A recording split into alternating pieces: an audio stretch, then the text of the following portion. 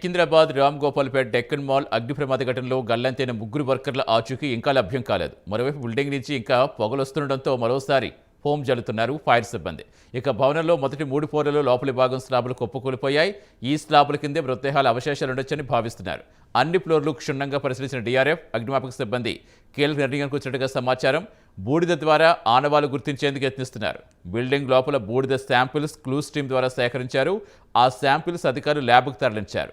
బాధితులను గుజరాత్కు చెందిన జునైద్, వసీం, అఖ్తర్గా గుర్తించారు. సెల్ ఫోన్ల ఆధారంగా వారు ప్రమాద సమయంలో భవనంలో చిక్కుకు ఉంటారని అధికారులు నిర్ధారణకు వచ్చారు. ఇక మృతదేహాల ఆచూకీ లభ్యమయ్యాకే భవనాన్ని అత్యాధునిక పద్ధతుల్లో చుట్టుపక్కల భవనాలకు డ్యామేజ్ కలగకుండా కూల్చేసే అవకాశం ఉంది. అందులో ఫస్ట్ ఫ్లోర్